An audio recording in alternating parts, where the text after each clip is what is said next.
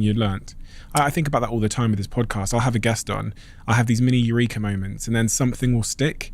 So I'm wondering, having studied all of these people all around the world and looked at their bodies and exercise and physical exertion, what have you taken into your own life that has stuck? I would say that I've become more serious about doing some strength training.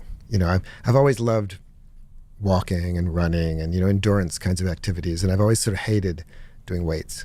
I just don't like it. And I'm a wimp. I'm not a very strong person. And, people tend to do what they like, right? You get reinforcement from it.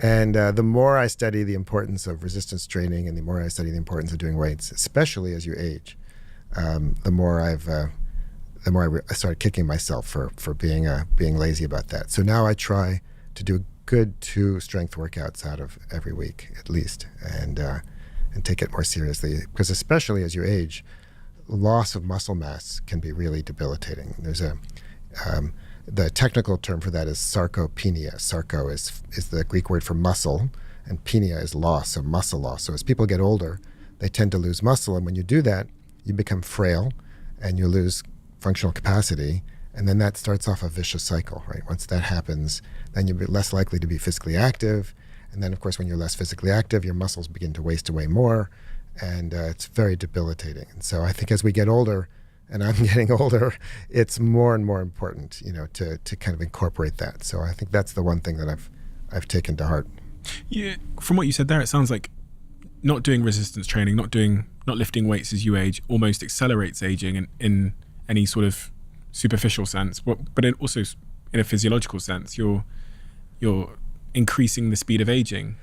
Yeah, I'm not sure if I'd think about it that way, but I think I kind of reverse it slightly, which is that, aging is just the clock ticking on, right? Mm-hmm. There's nothing we can do about age, but senescence is the way our bodies degrade as we get older. And what physical activity does, actually maybe the most important thing about physical activity, is that it slows senescence, especially for certain organs and systems. And there are different kinds of physical activities. So there's endurance physical activities, like running, walking, etc., swimming, and then strength or resistance physical activities. And they have different kinds of ways in which they slow various properties of senescence, which we, colloquially call aging.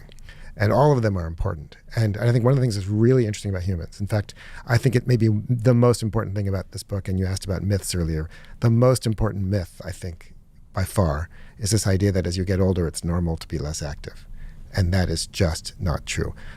We evolved to be grandparents. We evolved to live. One of the things that's most interesting about humans, maybe, is that we evolved to live about 20 years or so after we stop reproducing. No other animal does that except orcas, maybe killer whales. But with the exception of killer whales, humans have this really weird life history. We evolved to be grandparents. But grandparents in the old days weren't, retiring to Florida, or I don't know what they do in England or whatever, go to Mallorca or whatever, and kick up their heels and play golf or whatever with carts. Grandparents in the olden days, right, or in many cultures still today, are working, right? They're working in the fields, they're hunting, they're gathering, they're getting food for their children and their grandchildren, they're helping with childcare. And that physical activity is, that's what their job is, to be physically active. But in turn, that physical activity turns on an amazing suite of physiological processes that counter aging. It turns on repair and maintenance processes that not only keep our muscles strong, but also keep our DNA from accruing mutations, keep our mitochondria numbers high, keep the cells in our brain from accumulating gunk, so that prevents Alzheimer's and other forms of dementia. I mean, for every system of the body, physical activity has benefits that slow the aging process. And so when you stop doing it, you accelerate, and that's the way in which you perceive it as accelerating aging. But really, it's the absence of physical activity which lets aging run amok. In your first book in 2013, The Story of the Human Body, in chapter 12, you said, you used this phrase, use it or lose it, basically. We evolved to use or lose our bodies.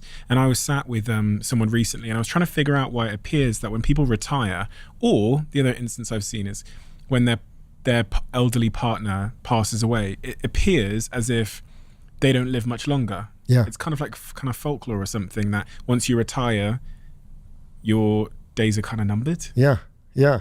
And I was trying to figure out the evolutionary reason for that, but it sounds like it's kind of what you've explained there. Well, I mean, I think part of that is depression, right? When you lose a partner, I mean, grief and depression, your cortisol levels go up, your immune system goes down. I mean, it's really tough on your body. I mean, psychosocial stress plays a serious physiological toll. But also, as you just pointed out, when people retire, they become less active. And that loss of activity has enormous effects on every aspect of our body. I mean, and our minds. I mean, physical activity is important not just for physical health, but also vital for mental health. And I think a lot of the problems that a lot of mental health issues we have today, depression, anxiety, some of them, to some extent, we can attribute that to less physical activity. And as people age, becoming less physically active, again, makes them much more vulnerable to a wide suite of diseases. So would you say we shouldn't retire? Or if you do retire, I mean, retiring is, again, another modern weird thing, right? Nobody retired in the past. I mean, if you're a farmer, it's like a subsistence farmer, and name it any place, right? It's not like suddenly you hit 65 and all of a sudden you no longer have to work in the fields. You work in the fields until you're dead, right? And hunter-gatherers don't retire. They continue to be physically active until they die, right? Or until they get too sick. So it's a very modern Western concept, and yes, we do pay a price for it. But you, of course, can replace, work that you do with challenging, rewarding, fun things to do. The important thing is just not to stop being physically active.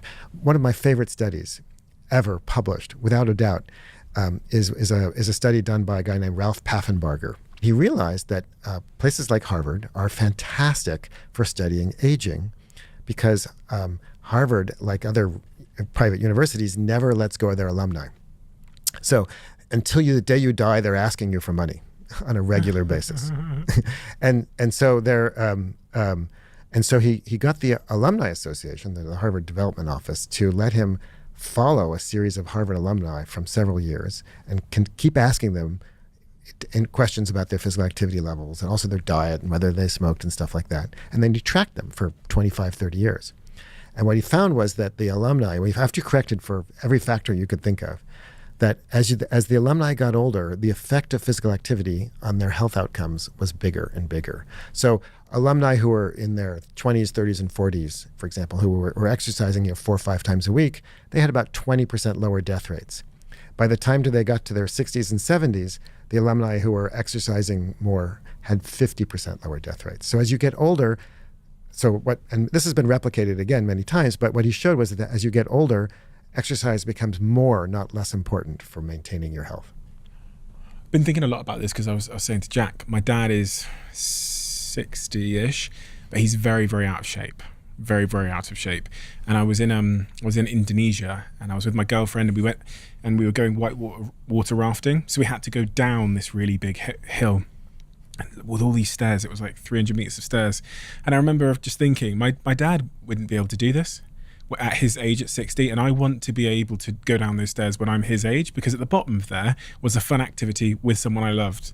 And to think that I'll get to a point in my life where, not so far away in the grand scheme of things, where I won't be able to go up or down some stairs because I'm 60, because of my sort of genetic predisposition, as I saw it, was quite sad. But having heard you say that, it really feels much more like a choice than it is genetics. Yeah, look, we have this expression in my field, which is that genes load the gun and environment pulls the trigger, right? Some of us have genetic predispositions towards being, more likely to get diabetes or heart disease or this or that or the other. But our great-great-great-grandparents in different environments weren't getting these diseases, or they were getting them at much, much, much lower frequencies. And it's not because they were dying earlier. It's because these diseases were less common. So I think we too often blame our genes for many of these diseases, or many of these health problems. And I'm not in any way denying the role of genetics, but that environment is way more important. And we have control over our environment to some extent. And so if you want to reduce your risk of cardiovascular disease, reduce your risk of diabetes, reduce your risk of Alzheimer's, dementia, exercise isn't a magic bullet. It's not going to prevent you from getting those diseases completely, but it lowers your risk quite substantially. And we know why, too. I mean, we have an immense amount of data on why that's the case. For every single one of these diseases, we understand the mechanisms by which physical activity has important mechanistic effects on these diseases. So there's epidemiological data, there's mechanistic data, there's personal data. The problem is that it's hard to do, right? It takes willpower to overcome the inertia of doing what's completely normal, which is wanting to take it easy, right? I just flew yesterday from Denver to Boston, and in the airport, there are these escalators right next to the stairway, right? And the escalator and the stair, it wasn't a huge stairway. Everybody's lining up to take the escalator, and like the stairs are totally free. So being me, I'm not allowed to take the escalator unless, I have to, right? So I ran up the stairs, but those people taking the escalator, there's nothing wrong with them. They're not lazy. It's just an instinct, right? It's an instinct to take it easy when you can, right? Because we now live in a world where everybody can do that, right? Because we have escalators and lifts and cars and shopping carts and all these wonderful devices to make our lives easier. And now you have to overcome this fundamental basic instinct to take it easy in order to be physically active. And that's basically what exercise is. And so, and furthermore, if you're unfit and you're not really, exercising isn't any fun, right? It's unpleasant. You sweat and you get hot and you get cranky and it's not that rewarding until you get fit. And so people hate it, right? And then we blame them for being lazy, but they're actually just being normal. And I think we need to have more compassion towards people who struggle to exercise. Quick one before we get back to this episode. Just give me 30 seconds of your time. 2 things I wanted to say. The first thing is a huge thank you for listening and tuning into the show week after week. It means the world to all of us. And this really is a dream that we absolutely never had and couldn't have imagined getting to this place. But secondly, it's a dream where we feel like we're only just getting started. And if you enjoy what we do here, please join the 24% of people who watch this channel regularly and have hit that subscribe button. It means more than I can say. And if you hit that subscribe button, here's a promise I'm going to make to you. I'm going to do everything in my power to make this show as good as I can now and into the future. We're going to deliver the guests that you want me to speak to, and we're going to continue to keep doing all of the things you love about this show. Thank you. Thank you so much. Back to the episode. This basic instinct to take it easy. Are we evolved to be lazy, take escalator riders? Well, I wouldn't use the word lazy, but we are evolved to take it easy, to rest whenever possible, right? So we've now got ourselves into a bit of a comfort crisis here because everything in our lives is optimizing us for convenience and ease. Right. And well, it sells, right? I mean, comfort, I mean, who prefers to sit in economy as opposed to business class, right? Nobody, right? Comfort is nice, right? Who prefers shoes that are uncomfortable, right? We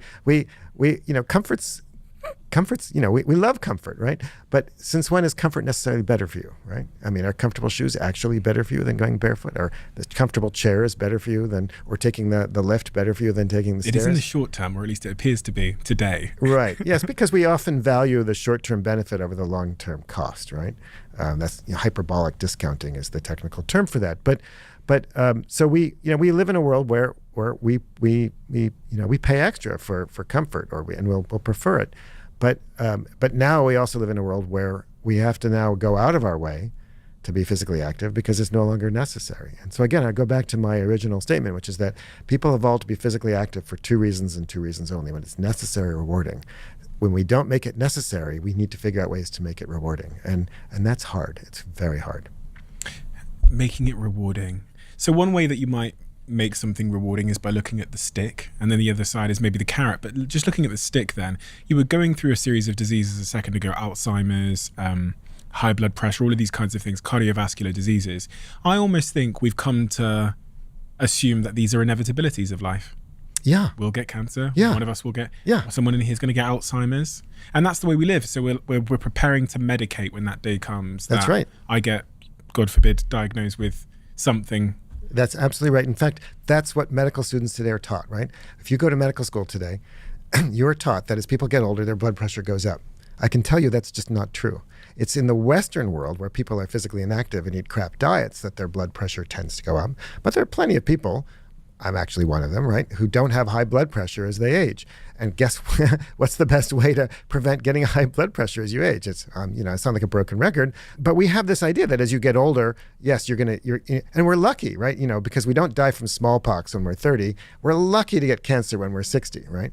What we've done is we've confused diseases that are more common with aging with age being a cause of those diseases in the first place. And they're not inevitable diseases. And many of them are preventable. And the problem is that in our society, we don't value prevention very much. We may talk about it, but we don't really put our money where our mouth is, right? In the US, which is arguably one of the worst healthcare systems, it is the worst healthcare system among the industrialized Western world, we spend approximately 3% of our budget, our medical budget, on prevention. And yet when people walk into a doctor's office, 75% of the time the disease is, according to the Center for Disease Control, a preventable disease. So we essentially spend nothing to prevent diseases that overwhelm our system and cause enormous amounts of misery. It's a completely backward, stupid system. And so, and the good news is it's not that hard to prevent a lot of these things. It takes willpower and takes education, and it takes access to good quality food and whatever. So on the one hand, it's very depressing. On the other hand, the optimist in me says, we really can do something. And people, even if they're not wealthy or whatever, there are simple things that everybody can do to improve their health outcomes. These diseases we encounter today as we age, and just generally in our society, when you look at hunter-gatherer communities, or you look at certain tribes around the world, maybe in Africa, do you see the same types of diseases in the same level of occurrence, or is there some diseases which just don't, I'm wondering if because cancer seems to be so popular as a disease, and Alzheimer's and these kinds of things. So I wonder, has that always been the case throughout human history, and is that the case in other parts of the world? That is such a good question. So first of all, some of these diseases are really hard to measure in non-Western populations because we don't have the diagnostic tools. So nobody really knows how common cancer is in a lot of parts of the world, right? There's just the data don't exist. That said, when you make estimates and you do look at the studies that are out there, and even if you look in historical records in places like Europe where people have been keeping track of this, there is no question that cancer rates have been rising and that cancer rates are much, much more common in the Western world. There's a strong association between cancer and wealth. And that's because cancer is basically a disease of energy, right? When your cells, because cancer is basically natural selection gone awry in the body. It's when cells start competing with each other in ways that cause basically and start going multiplying and dividing out of control, right? It's a kind of natural selection. And what is it that those cells are doing? They're competing for energy. And when you have more energy, like when you're eating more and being less physically active, you basically feed those cells. So cancer, high levels of insulin is highly related to cancer. High insulin levels are carcinogenic. High levels of energy, you cause women, for example, to increase the amount of estrogen and progesterone that they produce. Men produce more testosterone. These are hormones that, of course, are good for reproduction. But again, we evolved to have as many babies as possible, right? But that doesn't mean that translates into health, right? So more estrogen, more progesterone increases risks of, say, breast cancer. More testosterone increases the risk of prostate cancer. So if you look at most diseases, right, people are more physically active. They have lower levels of estrogen, progesterone, testosterone. They have lower levels of insulin. They have lower levels of blood sugar. All of these depress cancer rates. And on average, people who are physically active have much lower rates of almost every single kind of cancer that you can think of. Women who walk 150, get 150 minutes of physical activity a week have, on average, about 30 to 50% lower lifetime breast cancer risks than people who are sedentary. And yet, for some reason, this is not a well-known fact. And we understand we have epidemiological data, we have mechanistic data, we understand how and why it works, and yet how often do you hear about cancer prevention? We talk about treating cancer, which is all important. If I get cancer, I would like it treated too. Thank you very much. But why don't we spend more energy and activity and have more education about how to prevent cancers in the first place? Physical activity. I've never heard that before, so that's that's really helped me to add more value to exercise in my mind. You're talking there about insulin levels and how there's a link between your insulin levels and your chances of getting cancer. Sugar, glucose, inflammation. Bad. Yeah, I mean, look, if you want to take like the three things you should, if you really care about your health, don't smoke, right? That's kind of obvious. I think everybody knows that. Get some exercise. I don't think you need me to tell you that, right? And cut down on sugar, on foods that are high in sugar and low in fiber, right? That, what we call high glycemic foods. Those are the foods that elevate your blood glucose levels, your insulin levels shoot up. And insulin, the basic function of insulin is what we call an anabolic hormone. Its job is to store energy. Right? Glucose, but also fat. Okay. All right.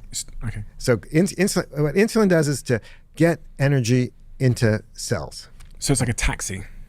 It's like an Uber. It's like a taxi, yeah. Well, I mean, it's not a taxi. It's telling other cells to do that. So insulin, for example, binds to other cells that are the actual taxis. So it's like calling the Uber, I would say, maybe, right? And insulin is it's the So when you eat food, insulin levels go up because its job is to store that energy. And when you exercise, insulin levels go down because you want to then use that energy, right? So when cells get more energy, they're more prone to going out of control, basically. And inflammation is caused by getting, you store so much fat in your cells that those fat cells start to swell. And when those start to swell, like anything, right, they start to rupture, they get damaged. And that damage attracts the immune system, and the immune system gets turned on, and that causes inflammation. So too much adiposity, too much fat, over-swollen fat cells is a primary cause of systemic inflammation. And inflammation is like this slow burn in our bodies that causes widespread damage to pretty much everything you can think of. And it turns out that, so the two ways to deal with inflammation are, one, to prevent it, right? So don't eat foods that are pro-inflammatory. Like? Anything with a lot of sugar, basically, right? The sugar is highly inflammatory, or trans fats are highly inflammatory. But also, turns out, many people don't know this, but you also want to turn down your immune system, right? You want to turn the dial down. And I don't know, just give you one guess what it is that does that. Exercise. And the way it does that is that when you're physically active, you're using your muscle cells. It turns out muscles are also an endocrine organ. Your muscles are producing a molecule called interleukin-6, IL-6, that in low levels is pro-inflammatory, but at high levels, it's actually anti-inflammatory. It turns down inflammation. And your muscles, because a third of your body is muscle, right? When you go for a run or swim or bike ride or whatever, you're producing a ton of this stuff, and it turns down levels of inflammation. So people who are physically active, even if they're overweight, are actually controlling and regulating their inflammation. And we never evolved to regulate inflammation because we never evolved to be physically inactive. Until recently, nobody was physically inactive unless they were dying, right? So we never evolved an alternative mechanism to regulate our inflammation other than physical activity. And we didn't live in a world with this much sugar. We never lived in a world. I mean, it's astonishing. You pay more money for foods today that have less sugar added. Right? I mean, that's just ridiculous, right? Because it's so cheap. And sugar is, everybody loves sugar. I mean, I've gone hunting with hunter-gatherers, foraging with hunter-gatherers, and I can tell you that they're honey addicts, right? I mean, I've gone out with these guys, and they go from, if they fail in their hunt, like by 10 or 11, if you haven't killed an animal, that's it for the day, right? And then it turns from being a hunting expedition to a honey collecting expedition. And they'll go from hive to hive to hive, get smoke, burn out the bees, and just gorge themselves on more honey than I could possibly imagine to eat. Except these are lean, physically active hunter-gatherers, and they handle it just fine. But it's the Paleolithic equivalent of eating Mars bars all day long. But they've been out doing physical activity for how long? Yeah, I mean, the average day is about 15 kilometers of walking with some running. Yeah, so they're they can cope with it. How many hours is that? Oh, that's 2 to 3 hours probably. Okay, so from that I have garnered that I need to do 15 kilometers a day. for 2 or 3 hours every day. Well, remember, it's not a prescription, right? So that's a kind of like the paleo fantasy, sort of naturalistic fantasy that if you live like a hunter-gatherer, somehow your world will be perfect, right? That's basically what the paleo diet is sort of all about, right? And that's not true either. Yes, you need to be physically active, but it turns out that a certain amount, if you're any physical activity is better than none, right? And if you look at the kind of any curve of any output, any health outcome, like how many years you live or whether you're less likely to get cancer or heart disease or whatever, any little physical activity, your curve starts to fall quickly, right? Your likelihood of cardiovascular disease starts just, a few minutes a day of exercise has big benefits. But eventually that curve flattens out, right? And it flattens out well before the hunter-gatherer level. So you don't need to be a hunter-gatherer in terms of physical activity to get the benefits.